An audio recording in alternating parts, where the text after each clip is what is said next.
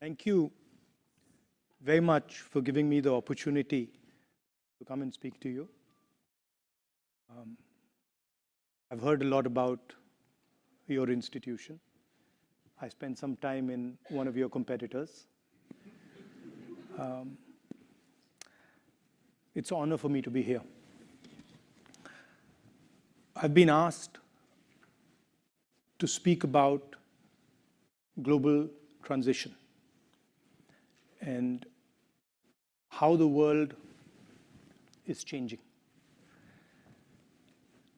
And also how one should act through that change, how one should think about acting through the turbulence that is obviously going to come.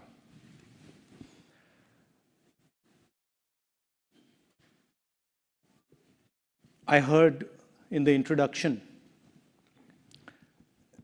that I was a member of parliament until a few months ago. I don't think when I joined politics, 2004, I ever imagined what I see going on in our country. It was way outside anything that I had ever imagined. To be the first person to get a full criminal sentence on defamation, to get the maximum sentence and to be disqualified from parliament. I didn't imagine that something like this was possible. But then I think it's actually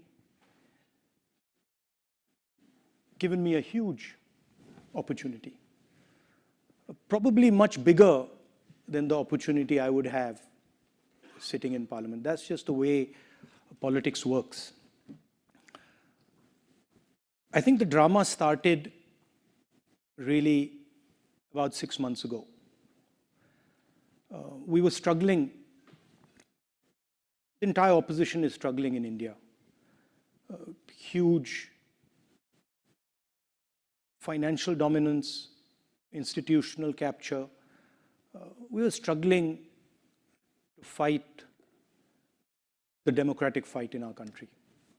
And we decided none of the systems were working. Democracy isn't just about an opposition party. It's about a set of institutions that support the opposition party. And those institutions were either captured, certainly weren't playing the role that they're supposed to play. And so we decided to do something quite strange. We just decided to walk across the country. And we never imagined for a second what would happen when we walked across the country. What would happen not just politically, not in terms of the type of response we got, but what would happen to us when we walked across our country. All of us. Started with about 125 people, and it fundamentally transformed the way we think about our country, about our people, about politics, about what is important. A lot of people ask me, what's the lesson you've learned from this? And for a long time, I couldn't quite say what it was. I couldn't answer. I'd say, I've picked up so much information overload, I can't really tell you what this has done. It was the most beautiful experience of my life, by far. It was very painful. I had a knee problem. It's one of those things you get up and you say, okay, we're going to walk 4,000 kilometers. So, at some level, it's a crazy thing to even conceptualize. And I thought that would be I'm reasonably fit. I thought shouldn't be too difficult. I calculated in my mind. I said, well, what's it going to be? It's going to be 25 kilometers a day. No big deal. And then I had a knee problem. And then the whole thing, the way life works, everything just transformed itself.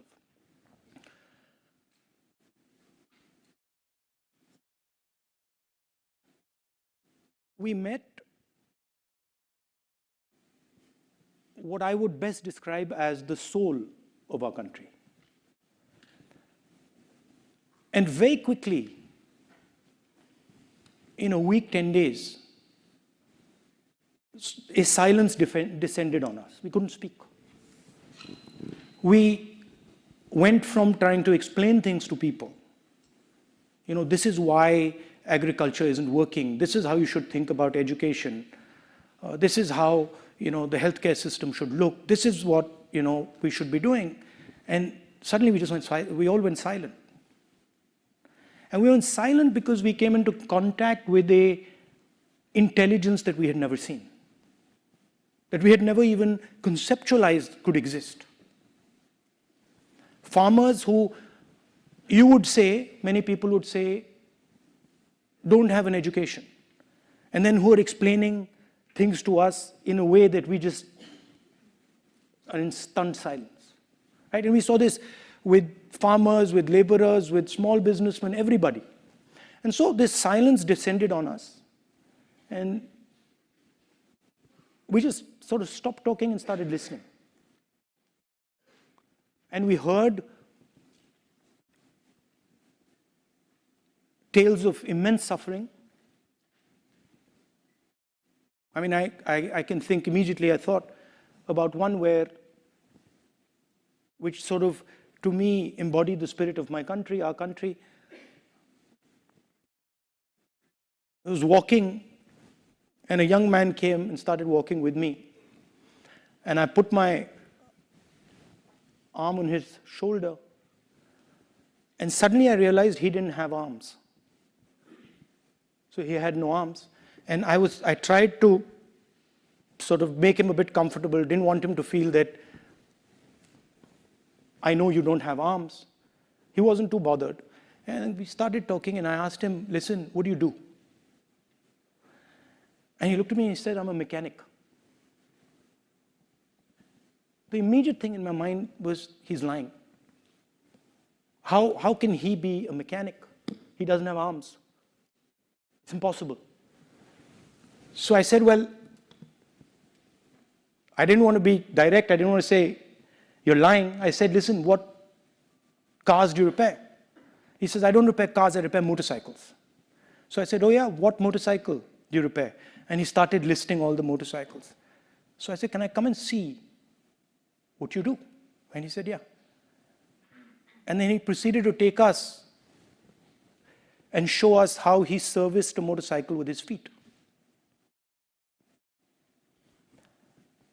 It's the most amazing thing I've ever seen in my life. He took apart the entire engine with his feet. And he put the entire engine back together with his feet. I can't do it with my hands. So we saw these type of things happening. And we saw clearly the disconnect between our politics and our people. And that disconnect is visible in the United States, it's visible in the rest of the world. There's a huge divide between the people and the politics. Politics is talking about something else, people are talking about something else. We experienced this multiple times. And as I was walking through this, I kept thinking, something puzzled me.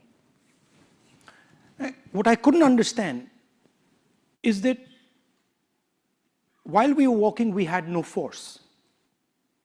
Force was completely on the other side.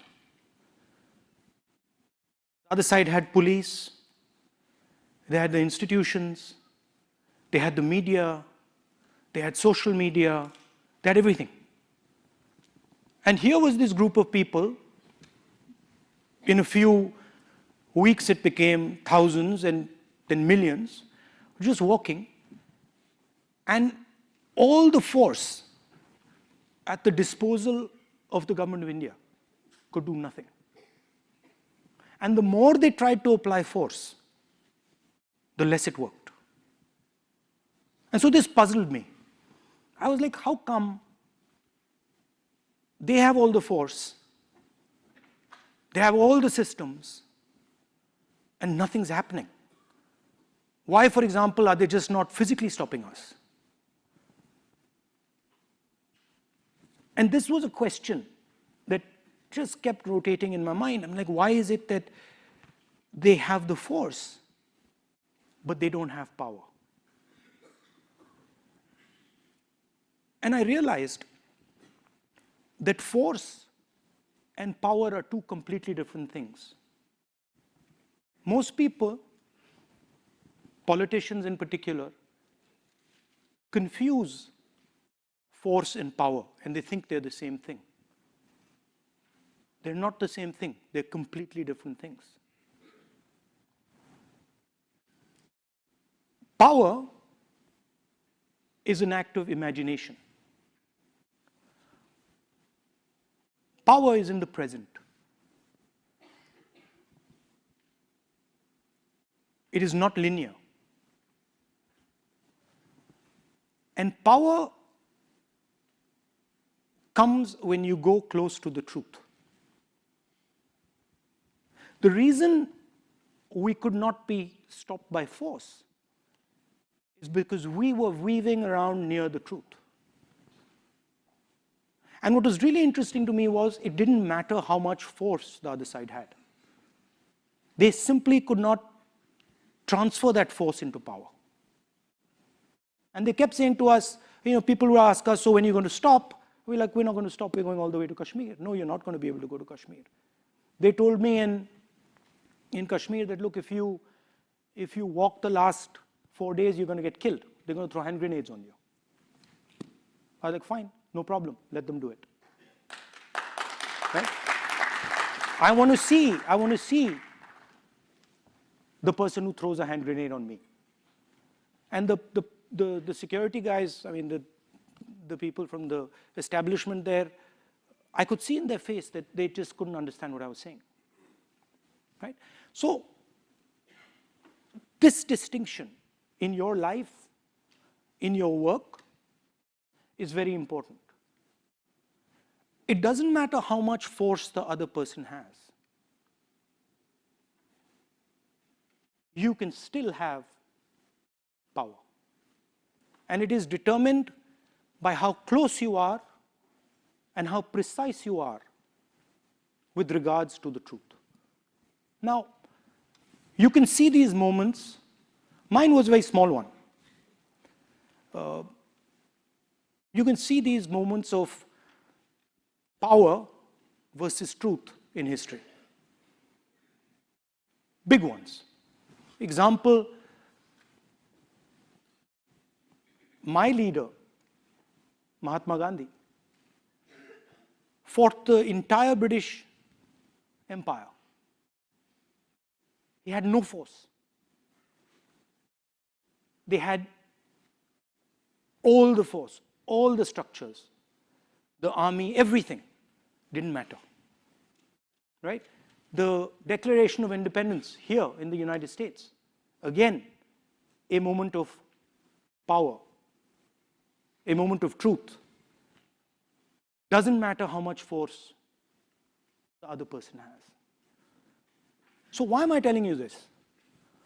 Why am I making this distinction between power and force? And what does it have to do with the transition that we're facing? Well, the transition we're facing, there are three transitions. There is a revolution in mobility. There is a revolution in the energy system. And there's a revolution in connectivity, what we call AI and data. These are the three revolutions that are taking place. And they're going to affect everything. The last time we had a similar transition, a transition of energy, a transition of mobility, we had 2 world wars, right? And it's in times like that, of great uncertainty, of turbulence, that you need acts of imagination. While I was coming here to Stanford University, I was thinking about it. All the work that you do, a lot of the work that you do, robotics, AI, where was the moment of power? The moment of power was when President Kennedy said, let's go to the moon, right?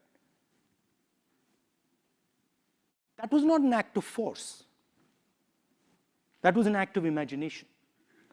And from that, a lot of the work you do has emerged, evolved. And that's the type of relationship the United States and India should be thinking about. A relationship that's based on the true reality of our people. We know in India a lot about the reality of our people. All of you know. You live in our great country.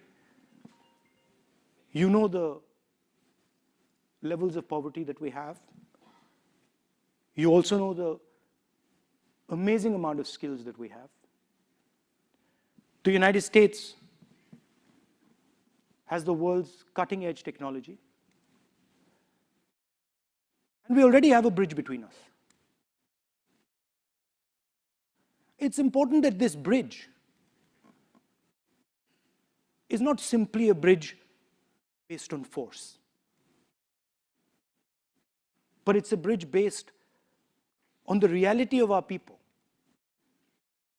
on an understanding of the realities of both our people.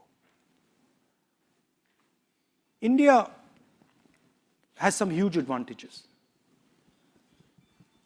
In a data-centric world, we have one of the largest pools of data.